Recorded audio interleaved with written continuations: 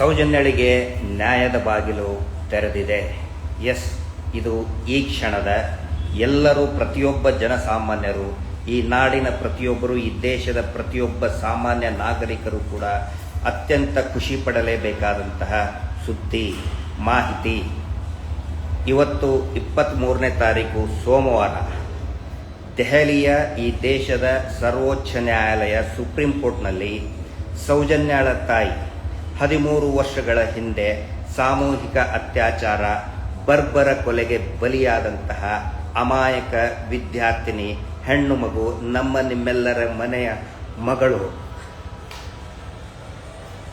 ಸೌಜನ್ಯಾಳ ಏನೋ ಬರ್ಬರ ಹತ್ಯೆ ಆಗಿತ್ತು. ಆ ಅಮಾಯಕ ಬಾಲಕಿಯ ತಾಯಿ ಕುಸುಮಾವತಿ ಹಾಕಿದಂತಹ ಮರುತನಿಖೆ ಮಾಡಬೇಕಂತ ಹಾಕಿದಂತಹ ಅರ್ಜಿಯ ವಿಚಾರಣೆ ಇವತ್ತು ಸುಪ್ರೀಂ ಕೋರ್ಟ್ನಲ್ಲಿ ನಡೆಯಿತು ಸುಮಾರು 11 ಗಂಟೆಗೆ.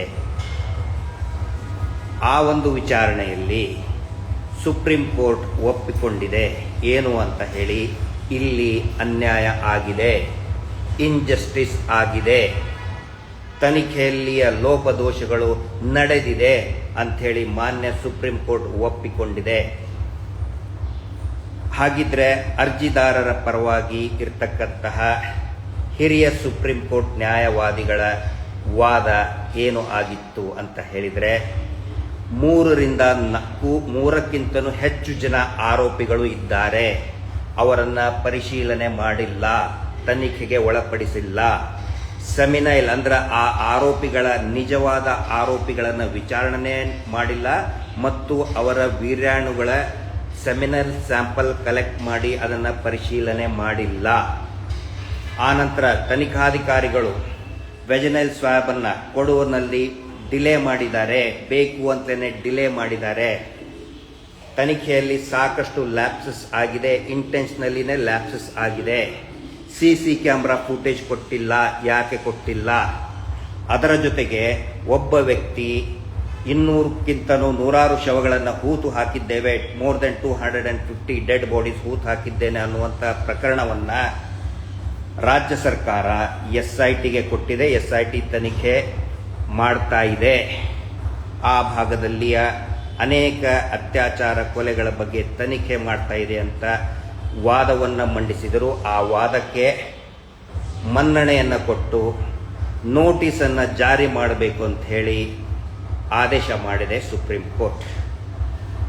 ಈಗ ಗೊತ್ತಾಯ್ತಲ್ಲ ಯಾಕೆ ಮಹೇಶ್ ಶೆಟ್ಟಿ ತಿಮರೋಡಿ ಅವರನ್ನ ಪದೇ ಪದೇ ಗಡೀಪಾರು ಮಾಡಬೇಕು, ಪದೇ ಪದೇ ಕೇಸ್ ಹಾಕೋದು, ನಮ್ಮೆಲ್ಲ ಸೌಜನ್ಯ ಹೋರಾಟಗಾರರನ್ನ ಟಾರ್ಗೆಟ್ ಮಾಡ್ತಾ ಇದ್ದಾರೆ, ಸುಳ್ಳು ಕೇಸ್ಗಳನ್ನು ಹಾಕ್ತಾ ಇದ್ದಾರೆ ಅಂತ ಈಗ ತಾನೇ ಗೊತ್ತಾಯ್ತಲ್ಲ. ಯಾಕೆ ಮಾಡ್ತಾ ಇದ್ದಾರೆ ಅಂತ ಹೇಳಿದರೆ, ನಿಜವಾದ ಅತ್ಯಾಚಾರಿಗಳಿಗೆ ಗೊತ್ತಿದೆ ಅದು ಅವರೇ ಮಾಡಿದ್ದು, ಅವರ ಕುಟುಂಬದವರೇ ಮಾಡಿದ್ದು. ಹೀಗಾಗಿ ಎಂಜಲು ತಿನ್ನುವಂತಹ ದೊಡ್ಡ ದೊಡ್ಡ ಮಾಧ್ಯಮಗಳಿಗೆ ಎಂಜಲು ತಿನ್ನಿಸಿ ನಮ್ಮನ್ನು ಟಾರ್ಗೆಟ್ ಮಾಡಿ ಹೋರಾಟವನ್ನು ಅಪಪ್ರಚಾರ ಮಾಡುವಂತಹ ಹೊಲಸು ಕೆಲಸಗಳನ್ನು ಮಾಡಿದರು.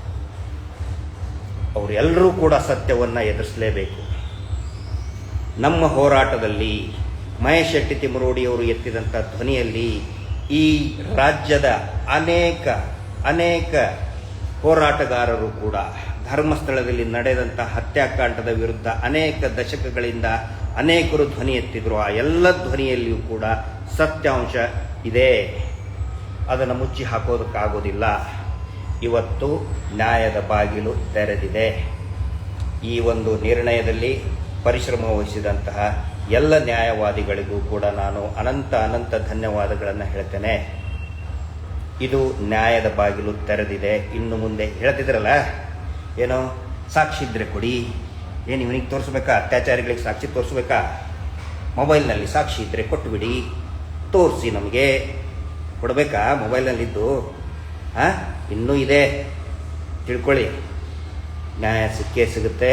ಪ್ರತಿಯೊಬ್ಬ ಜನಸಾಮಾನ್ಯರಿಗೆ ನಾನು ವಿನಂತಿ ಮಾಡ್ಕೊಳ್ತಾ ಇದ್ದೇನೆ, ಇದು ನಮ್ಮ ನಿಮ್ಮೆಲ್ಲರ ಹೋರಾಟ. ಅತ್ಯಾಚಾರಿ VIPಗಳ ಪ್ರಭಾವಿಗಳ ವಿರುದ್ಧದಂಥ ಹೋರಾಟ. ಈ ದೇಶದಲ್ಲಿ, ಈ ರಾಜ್ಯದಲ್ಲಿ ಸೆಕ್ಷುವಲ್ ಅಫೆನ್ಸಸ್ ನಿಲ್ಲಬೇಕು. ನಮ್ಮ ಮಕ್ಕಳಿಗಿರಬಹುದು, ನಮ್ಮ ಮನೆಯ ಹೆಣ್ಣುಮಕ್ಕಳಿರಬೇಕು, ಅದು ನಿಲ್ಲಬೇಕು. ಧೈರ್ಯವಾಗಿ ಓಡಾಡಬೇಕು, ಸ್ವಾಭಿಮಾನದಿಂದ ಓಡಾಡಬೇಕು. ಆ ದೃಷ್ಟಿಯಿಂದ ಇವತ್ತು ಈ ಸೌಜನ್ಯ ಹೋರಾಟ. ಸೌಜನ್ಯ ಎಲ್ಲ ಅತ್ಯಾಚಾರ ಶೋಷಣೆಯ ಪ್ರತೀಕ ಅವಳು, ಪ್ರತಿಬಿಂಬ ಅವಳು. ಅವಳ ನ್ಯಾಯಕ್ಕೋಸ್ಕರ ದಯವಿಟ್ಟು ಎಲ್ಲರೂ ಕೂಡ ಬೆಂಬಲಿಸಿ. Justice for Soujanya. ನಮಸ್ತೆ.